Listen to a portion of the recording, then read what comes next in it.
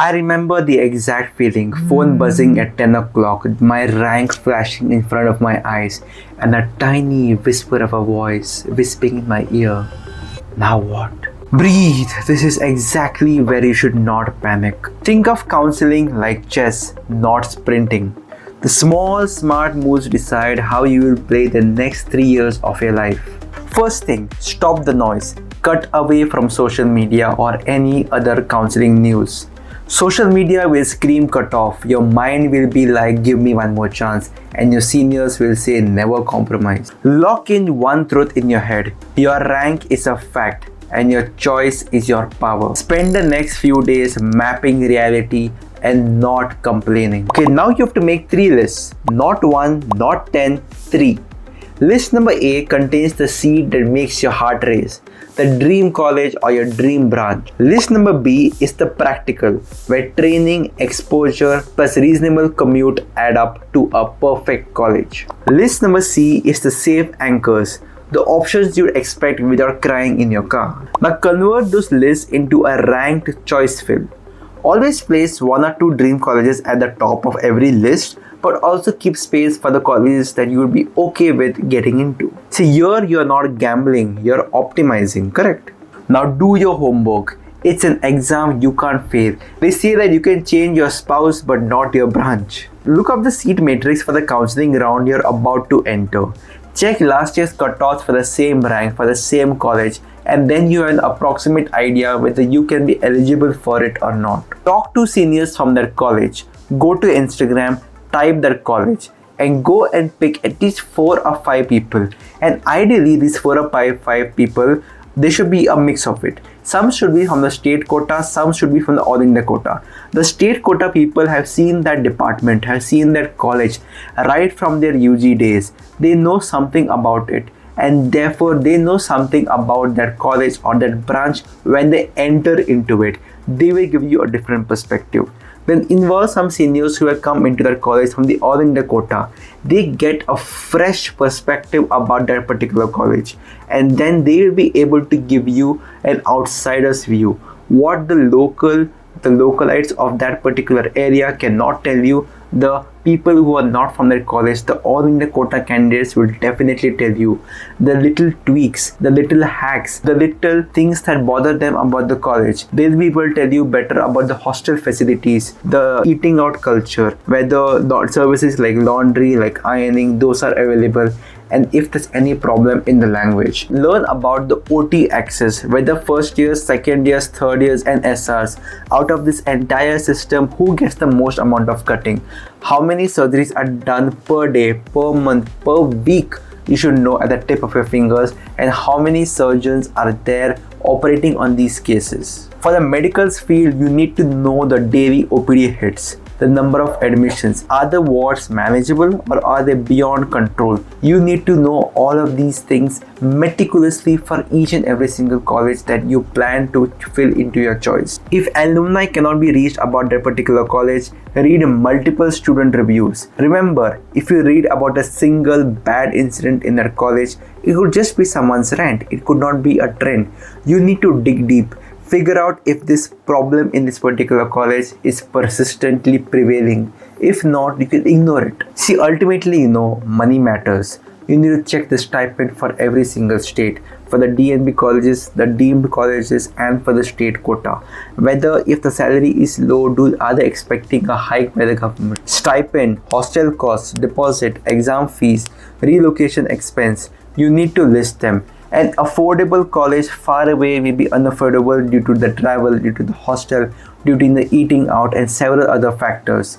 So don't just look at the fees. If you have to take a banking loan or you take loan from your parents, you need to know down the paperwork, the reason you're taking the loan, and whether you'll actually be able to repay it, and whether you will be repaying it or your parents will be repaying it for you. Because financial problems is one of the big reasons that many candidates lose out on seats. If you can financially reserve a particular seat in a particular college, go ahead with that seat, because ultimately it is your future, and if you become a good doctor, you can definitely repay the loan amount.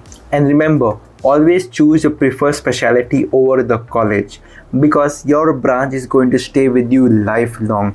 Your college, as prestigious as it may be, you need to at least spend 3 years over there, along with some bond, and that branch, that knowledge, those youthful years that you have wasted will just simply prop up in your mind that, I took this particular college because it's so grand, but ultimately when I go out in the real world, I don't want to practice it. That should not happen. One of the side effects of counseling is that you'll make a lot of friends because you're contacting so many people on Instagram looking about different colleges. You will come to know the in-depth about the different types of healthcare systems we have in our own country. A particular branch may be practicing in a particular way in a particular hospital. You will come to know, oh, in this particular college now they do this procedure differently. They operate in this particular way. Oh, this system is like this, in this college it is like that. So it will not only help you in your counseling, it will also educate you about how the Indian healthcare system is there currently in this country. Then you need to also ask very practical things like, is there any mentorship? How are the academics? Are the faculties approachable? Is the hostel safe? Do they conduct regular classes? The names and the numbers, store them. Continuously keep on asking them questions. Compare and contrast. Give a particular point system. Hostel facilities, fees, academics, ward work, OPD work, OT work. Give individual points to all of these colleges from a scale of 1 to 5 if you're not able to decide. Many times if you use this point system, you'll short down colleges for every branch. For example, if you use this point system, correct, ultimately you'll jot down 15 to 20 colleges in the branch that you want. So you'll have branch A, 15-20 colleges, branch B, 15-20 colleges, and then you have a proper data. Then you can go by your gut instinct. Okay, in this particular college the academics are good, the ward work is very hectic, but I don't like the amount of stipend paid. And if you think that is more important for you, then you can strike that particular college off. See, ultimately counseling is a gambling. You need to know what you want and what you're willing to trade off, what you're willing to sacrifice in order to gain that degree. You need to take into account academics, your mental health, your proximity to home, and your money matters. And there are other personal reasons like your fiance, like your spouse, like your girlfriend being here and there. So you need to take into account all of these factors and then only decide the counseling options. Because in the first round, it's a free exit, correct? You can get rid of your choices and you can get out. But from round 2 and round 3 and the penultimate round, right, all of these rounds you have fixed choices.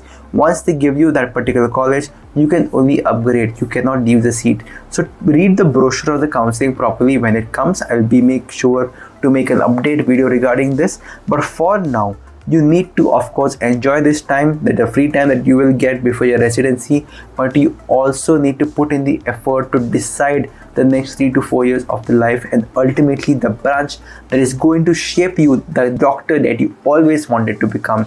So don't waste time right now.